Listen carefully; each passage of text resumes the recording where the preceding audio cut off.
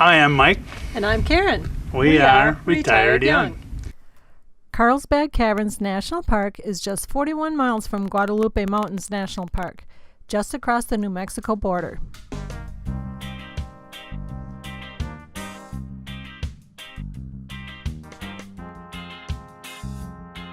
Carlsbad Caverns is a special place in my heart. When I was young, my parents and their friends stopped there on a trip to a bee convention in San Diego.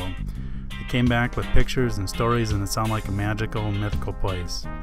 So I'm pretty excited to get a chance to go, but I'm concerned it's not going to live up to my expectations.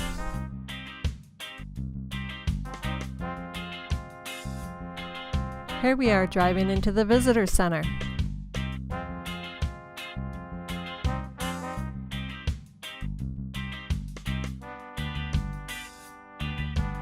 As you can see, it's out in the middle of the desert.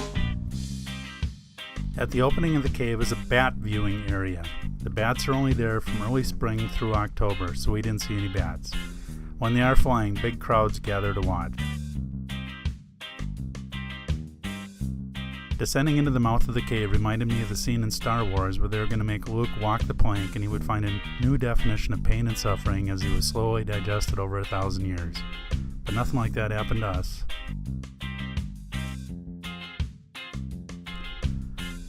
In the visitor center that sits on top of the cavern, there's a display of John Muir. The exhibit says Muir was never happy with his work at Carlsbad, partly because he preferred natural light. My thought is that Carlsbad Caverns has been frustrating photographers ever since.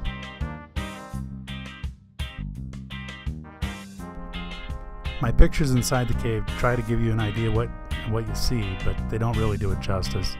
It's much prettier in real life. One of the challenges is perspective. Here's a picture of people across the big room, which is 8.2 acres. The walk down the natural entrance is 1.1 miles just to get to the big room. Then there is a 1-mile loop around the big room. You can either walk back up or take the elevator. Somewhere down here, we hit a new low, 750 feet below the surface of the earth. There's also a little nature road. This one was in good shape like the gravel roads back home.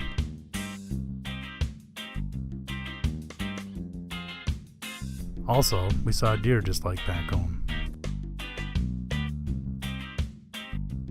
We're at the point in the video where we're going to talk about the pros and cons of this park and kind of give you our pointers if you decide to go.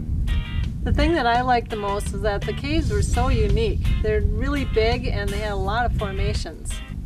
Yeah, that was neat. The second thing we liked, at the top in the visitor center, they got this restaurant. They had the local special. It was 2 tacos, rice and beans. That was good. Yummy. The third thing that I liked was that we did the self-guided tour and we could just go at our own pace. Yeah, fourth thing we liked was no strollers. At the same time, since the cave was so big, it got a little overwhelming once you finished the 1-mile loop.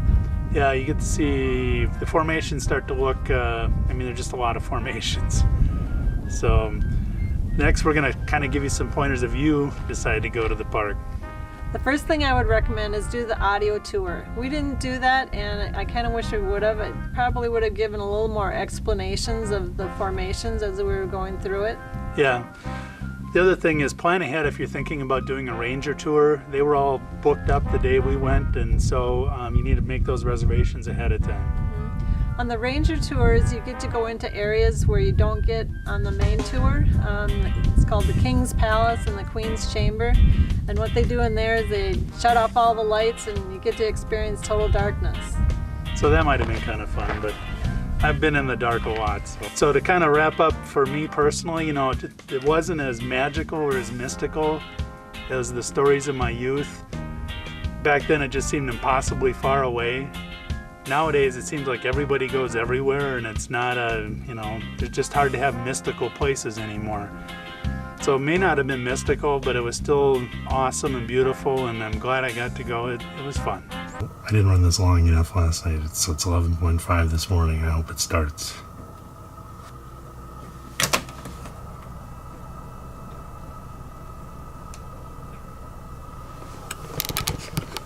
This is always the scary moment.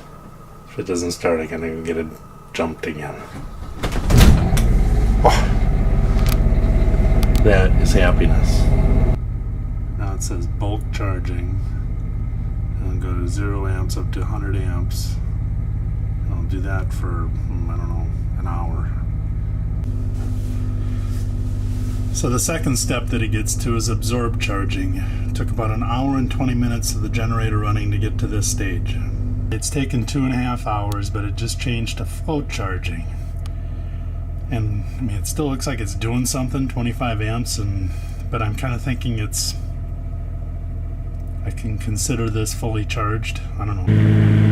So I'm standing outside my motorhome, the generator's running, you can hear it running, and the bad thing about running a generator is you kind of leave this black pile of soot underneath the exhaust pipe, and that doesn't feel very good, or it doesn't seem like a good thing. And plus it's loud, and it's supposed to be a quiet campground. It's not real loud, but still. This boondocking is great, you know, when you don't need any connections, but if you get to run the generator 3 hours a day, it's kind of a drawback. But it turns out we've got a solar panel on our roof. Karen had to get up there and look because it's only supposed to be 200 pounds, and so, but we're thinking we could add 2 more solar panels, and that would reduce our pile of black soot.